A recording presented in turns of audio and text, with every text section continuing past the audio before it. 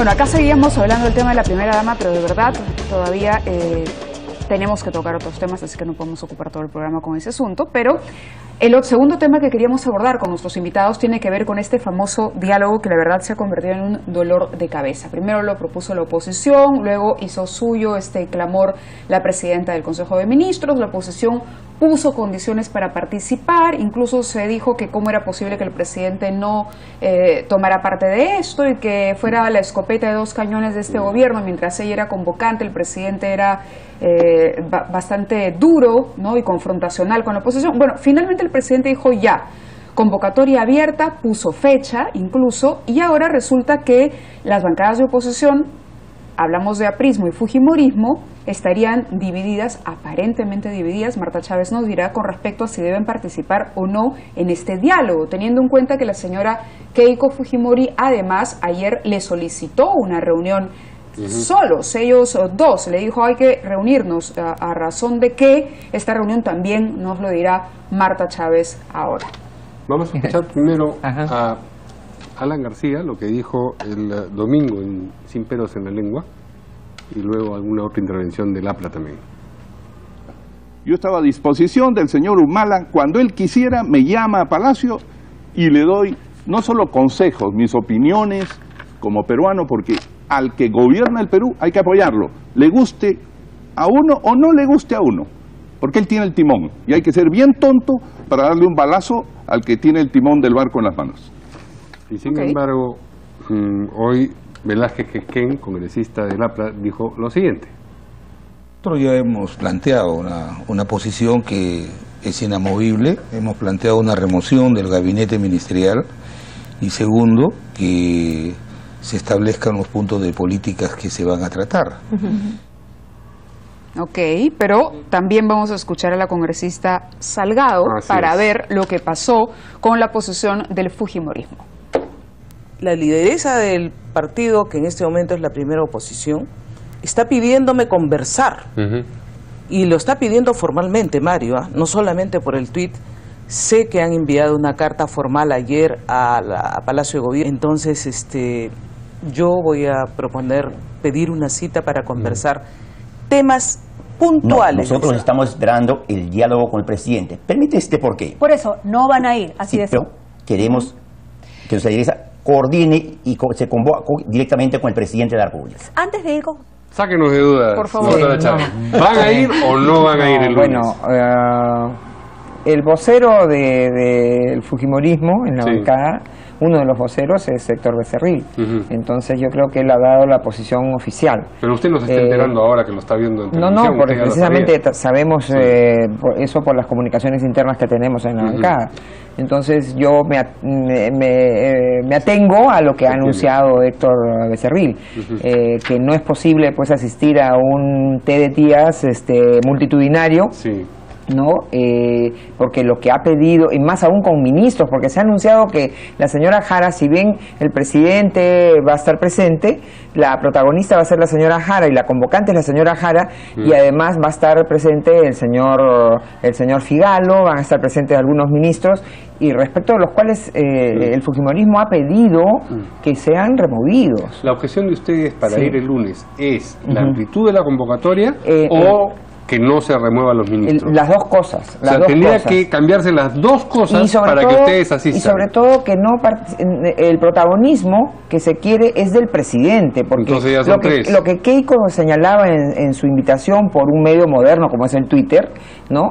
Y que se ha formalizado ahora con dos cartas que se han cruzado, una a la PCM y otra a la propio despacho presidencial, era que en circunstancias en que hay un ambiente enrarecido de incertidumbre, de inseguridad, Keiko hablaba de la necesidad de esta reunión con el presidente en aras de la gobernabilidad del país. Entonces no se trata pues de pasar el tiempo, ya han habido otras reuniones así multitudinarias, 3 creo que han habido en el pasado, donde no se llegó a nada, no se dijo nada, no se cumplió nada. Perdóneme, Marta, ¿de qué forma una reunión entre el presidente Ollanta Humala y Keiko Fujimori contribuiría a acabar o atenuar el clima de incertidumbre en el país. Me imagino que Keiko Fujimori le va a decir, señor presidente, usted con las declaraciones que hace usted, con las declaraciones que hacen sus ministros, con la poca claridad que hay, el deseo de interferir en investigaciones como por ejemplo de Belaúnde del Ocio, con las inexactitudes, por no decir mentiras, en que usted incurre cuando dijo que no habló con el presidente de Bolivia nada del caso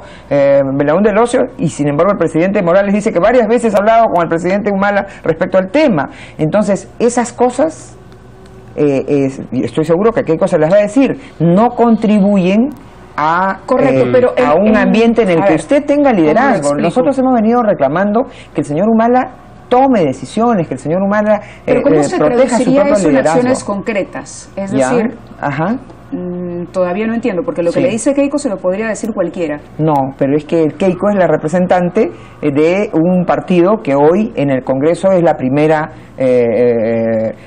mayoría, podría negociar que es la primera oposición desde las elecciones del año 2011 y hoy es la primera mayoría. Eso ¿no? sí lo entiendo, pero entonces estamos hablando de que esa reunión no solamente incluiría consejos de Keiko al presidente, ni consejos, simplemente al presidente de la República, sino que podría pasar acaso por una negociación en el Parlamento. De repente podría ser poner sobre el tapete temas que son de importancia.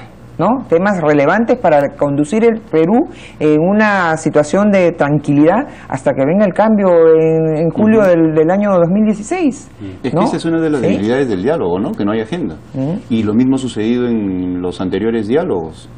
Cada vez que nos han convocado, estaba el presidente del Consejo de Ministros, Juan Jiménez, y yo participé en uno de ellos, fui absolutamente claro con el Premier en lo que pensaba y lo que pensaba mi partido, había un señor tomando nota y luego se hace la agenda. Entonces, ¿qué tipo de diálogo es ese? No había nada concreto que nos planteó el Premier. Y luego, posteriormente, al señor César Villanueva, ¿quién le quitó la alfombra cuando estaba dialogando él de motu propio con las fuerzas políticas? La señora Nadine Heredia, ¿no? Lo sacó, porque se atrevió a cuestionar al ministro de Economía. Y por otro lado, todos los espacios de diálogo institucionales que existen en este país no han sido utilizados por este gobierno y por tanto están desactivados. El Consejo Nacional del Trabajo, el Consejo Nacional Anticorrupción ha renunciado a la titular, el Consejo Nacional de Seguridad, el Parlamento, en lugar del diálogo por excelencia, ni siquiera han planteado una agenda legislativa. Y el Acuerdo Nacional, que se ha convertido en un muerto viviente. Entonces, ¿ahora quieren un diálogo en Palacio de Gobierno? Yo creo que es... ¿Tú tienes la impresión de que si no va el fujimorismo y no va el APRA al diálogo, se cae? Bueno, son los actores principales en estos momentos, ¿no? Y en honor a la verdad, en relación a lo que dijo Alan García, en esa misma entrevista, él señaló en un momento aparte que no iban a ir al diálogo. Lo dice en la entrevista que le hace Milagros Leiva. Y en relación a lo que le preguntaste a Marta, mira, hace muy poco Pedro Sánchez, el jefe de la oposición española, se ha reunido con Mariano Rajoy y han pactado en torno al yihadismo, ¿no? ¿Qué vamos a hacer? Pero ¿cómo ha sido eso? ¿Cómo se ha llegado a esa firma? Primero se reunieron los personeros del gobierno, del PP y del PSOE. Luego sacan una agenda común. Es debatida en las comisiones políticas de ambos partidos. Y luego, en reunión en la cual está presente Pedro Sánchez, líder del PSOE, el presidente Mariano Rajoy, líder del PP, la vicepresidenta de la República, el ministro del Interior y el ministro de Justicia, y los voceros parlamentarios, los titulares, los portavoces de ambos partidos, se firme el acuerdo. Duración, 3 semanas. ¿Qué reunión, qué diálogo puede haber cuando no sabemos qué se va a hablar o que no se sabe qué se va a hablar yendo a Palacio de Gobierno el día lunes? Ahora, ¿y qué diálogo va a haber si se está exigiendo la salida de los ministros más populares y necesarios? No son populares, son los que han generado ese clima de crispación. Y aún más, habría que recordarle a los que nos están escuchando que las democracias se vuelven fuertes con oposiciones fuertes. Cuando hay oposiciones gelatinosas que no ponen en cuestión al gobierno, el gobierno hace lo que se le da la gana o cree que puede hacer lo que se le da la gana, que es lo que pasa con este gobierno.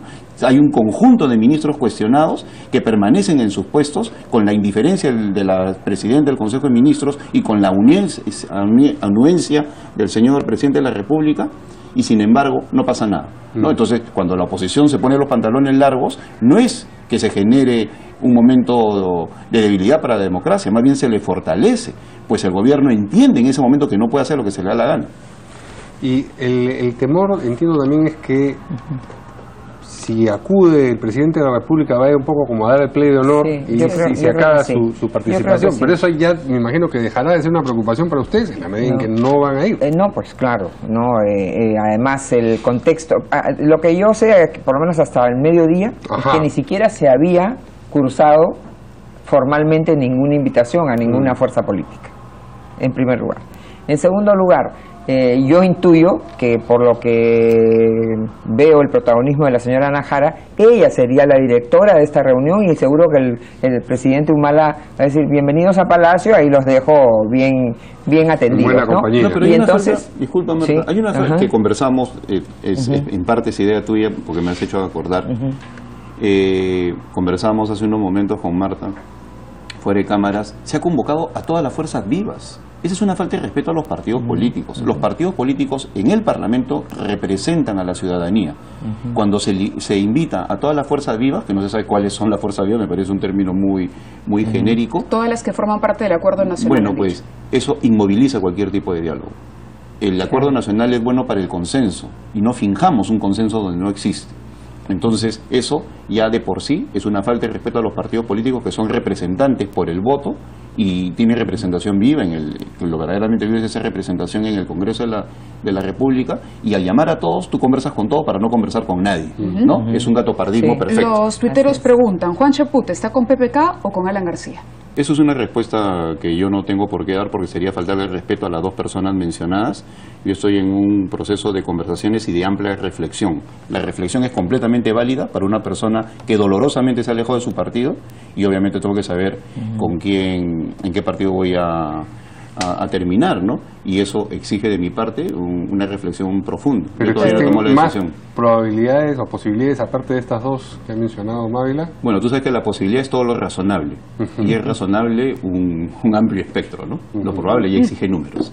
Estoy en el ámbito de lo posible, de lo razonable. Para rato. Con eso vamos a una pausa y regresamos porque tenemos mucho más aquí. Así es.